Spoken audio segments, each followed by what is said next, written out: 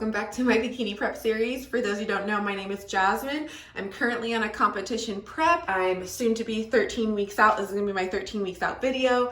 Thank you so much for following along my prep journey. Hopefully you can continue to follow along. Right now it is Wednesday. I just woke up not too long ago. I'm gonna head to the gym soon. Typically, if you've watched my previous videos, you would know I always start my morning with fasted cardio, and I have to burn 400 calories 6 times a week doing my fasted cardio. I'm gonna try something a little bit different today. Today is glutes, and so I'm gonna hit glutes.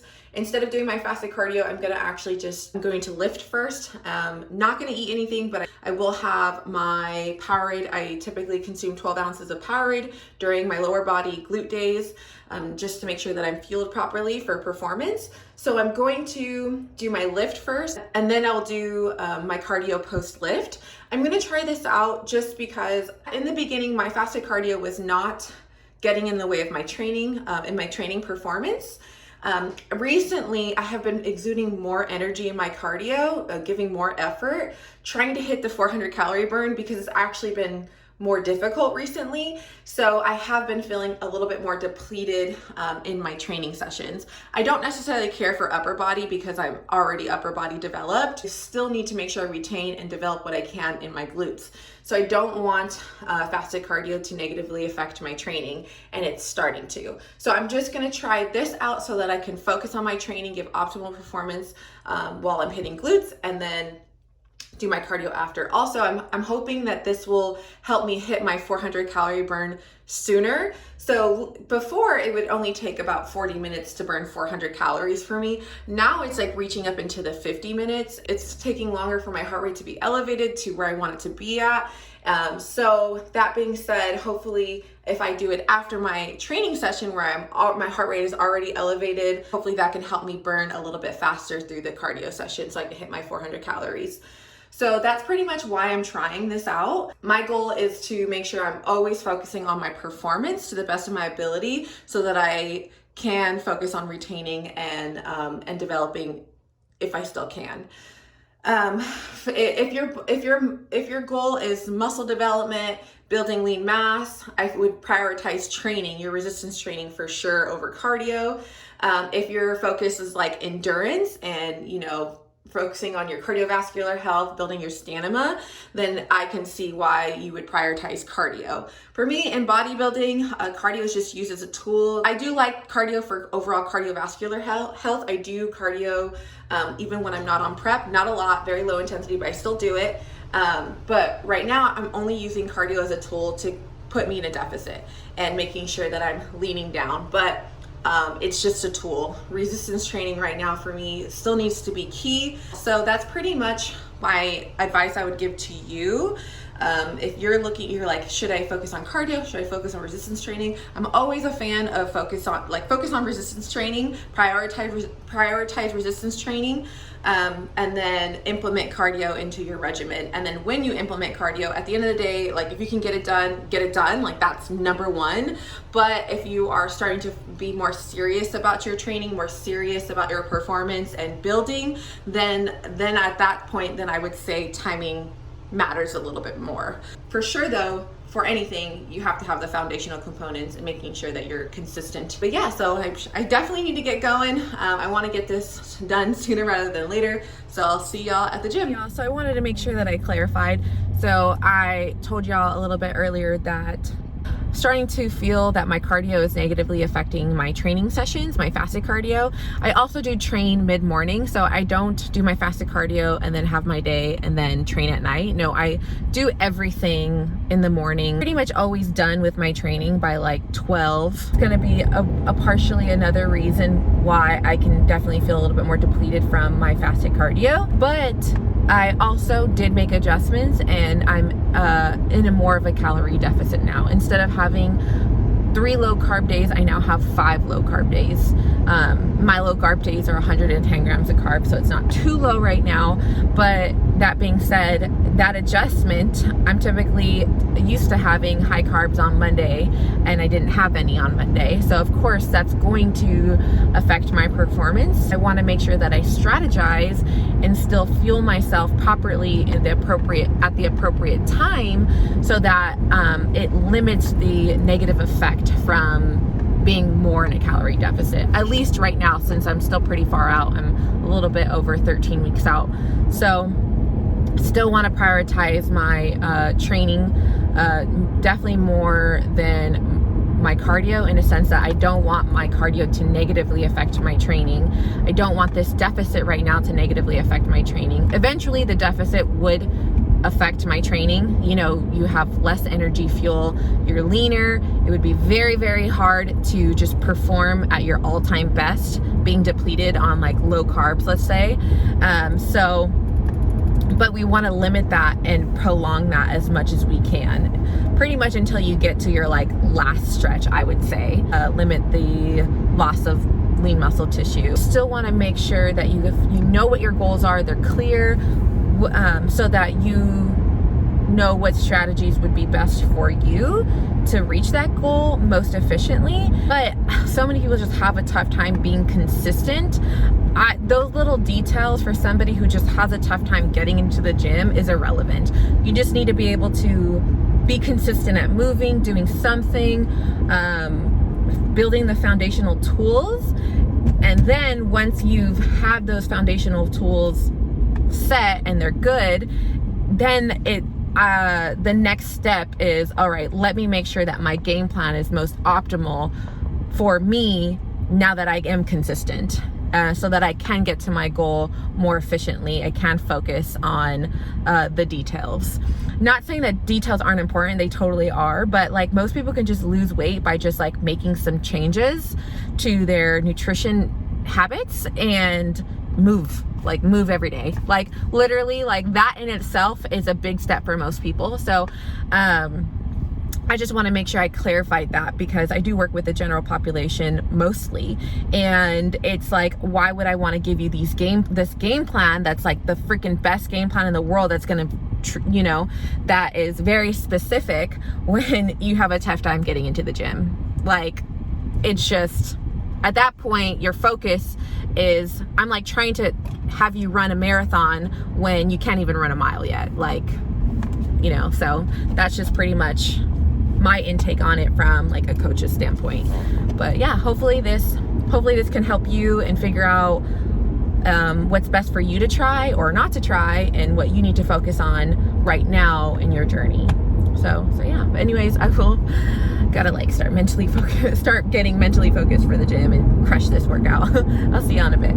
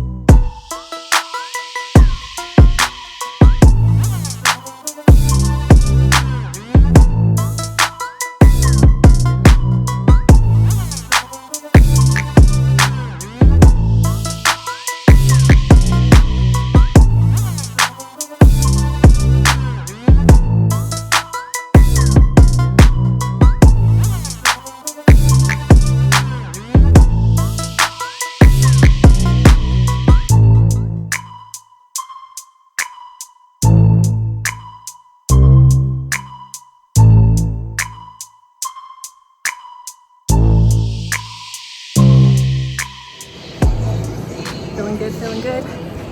I've burned 100 calories so far, so I got 300 calories to go for this cardio session, but I feel solid. I actually did add another scoop of pre-workout to my water, so that can hold me over for this cardio session.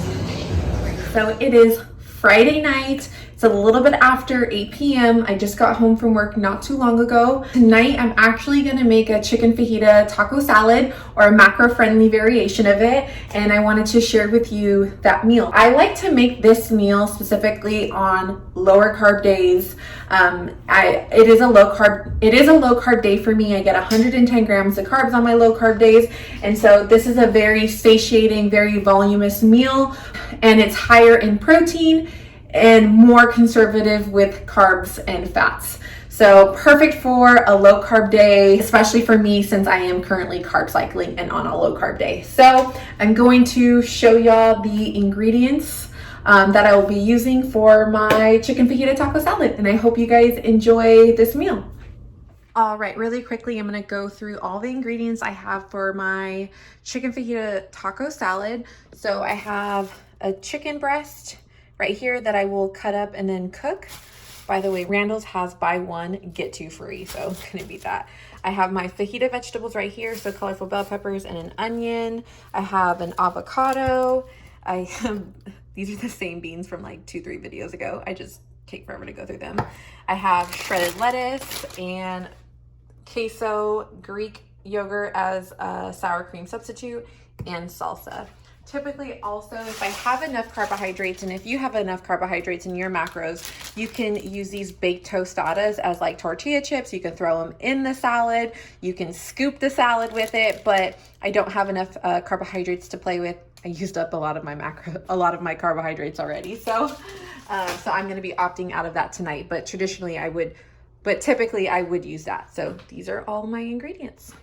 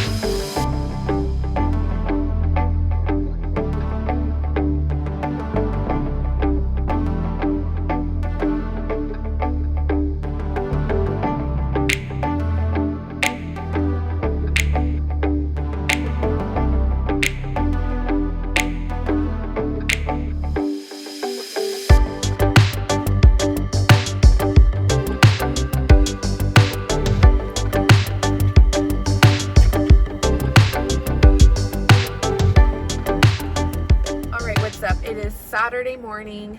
Typically Saturdays is my rest day. I had made that adjustment a few weeks ago, but I'm gonna do my cardio and my abs today just to get out the way. I really want an entire rest day tomorrow. This last week has been really crazy, you know, a lot of personal stuff going on that I had to really focus and prioritize. I did not neglect my prep, which I'm really proud of. I had honestly every reason and excuse to not prioritize it because there is crazy things happening right now, very unforeseen events, but I just made some adjustments, kept pushing, and yeah, so I really just need tomorrow as an entire rest day just to kind of like, you know, adjust to my new reality, make some adjustments, and just make sure that I kick ass next week. Despite everything going on, it's also supposed to be a very busy week next week at the camp. So just got to make sure I get my mind right. So I want tomorrow just to be an entire day of just being in solitude, reflection, and just getting my mind right for the week. I also wanted to mention really quick, you know, in the beginning of this video, I was talking about my cardio. I was trying to make adjustments so that I can burn the 400 calories more efficiently. My phone died in the middle of my cardio session, so I couldn't finish filming, but I did want to jump on here and let y'all know it still took your girl a long ass time to finish that cardio session, almost 50 minutes. I think it was like 49 minutes. So that adjustment did not work. I'm still going to probably do that so I can prioritize my glute days because I am in a calorie deficit. I'm much more depleted more easily, so I am going to ensure that I am prioritizing good performance for my glute days. Just a couple things to think about, and maybe this can help you. Cardio is our bodies are very prone to adapt to cardio. Our bodies are meant to survive, and one way of survival is adaptation. So, you know, that is why probably in the beginning of your journey and you're not used to cardio, it might be very difficult to run for 5 minutes. But if you keep at it, you'll be able to run a half marathon. So as you can see, you know, as your cardiovascular strengthens, it will definitely start to adapt to the movement, to whatever exercise that you're doing. So that has definitely happened in my case. I am extra, I would say, cardio adaptive because of my given history of doing so much cardio. The majority of my fitness journey actually has been being a cardio bunny. So the first like years of, I've started running, I guess I would say around 18. I ran all the way until I was like 23.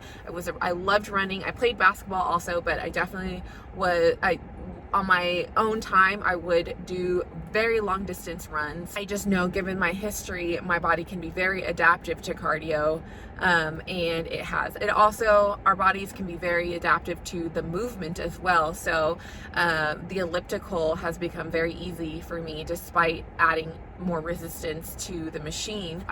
A solution to that will probably be to have to change up the cardio machine that I use. So interchanging it with the Stairmaster as well as the treadmill can keep my cardio timing very efficient, because they're different movements that my body is not used to, especially at an incline or the stair climber. The Stairmaster for me is very, very difficult and very hard on my knee joints, but I can, you know, implement it as long as I'm strategic about it, and my heart rate gets really high during the stair climber, so that's probably going to be an adjustment that I'll have to make. That's why I really love, you know, prioritizing resistance training among other things that's most, you know, efficient towards my goals. But what I love is that you can just weight train for an hour and it can always stick to an hour. You can just increase the weight, and you are still going to have an effective resistance training workout. And you can always in your entire life just do 1 hour resistance training and it will be very effective. Cardio, I wouldn't say is the same, especially if you're doing like the same movements. You're going to eventually have to increase cardio for your body to respond to it, because it is very much more adaptive. So just something to think about that I wanted to mention. Today I will be doing the elliptical still though, because if I do too much knee flexion movements, the knees will start to swell up and it will be all bad. So yeah, hopefully this can help you somehow, some way in your fitness journey, maybe helping you understand a little bit more about your body. I think it is so important. Lastly, I want to close it with this. I think it is so important that you start to learn your body and how it responds to things. Of course, it is very important to educate yourself on nutrition, exercise science, be very clear about your goals, but you have to really take the time to develop your self-awareness and have a good understanding of how your body responds to things. That's like, your experience is very, very important of your fitness journey. Your self-awareness is very, very, very important. What I love about bodybuilding is that you build such a strong self-awareness. You literally have to, in order to be successful in bodybuilding competitively. So just something to think about, and hopefully that can help you in the next step in your journey. So well, I think I'm gonna end this video here. Yeah, I think I'm gonna end this video here. I'm gonna try to keep these videos no longer than like 15 minutes. Like, that's my goal. So they're not so long, but yeah, anyways, I want to thank y'all so much for watching. Just don't forget to like this video and subscribe to my YouTube channel. I really appreciate all the love and the support and you following along this prep journey. I'll catch you soon. Bye.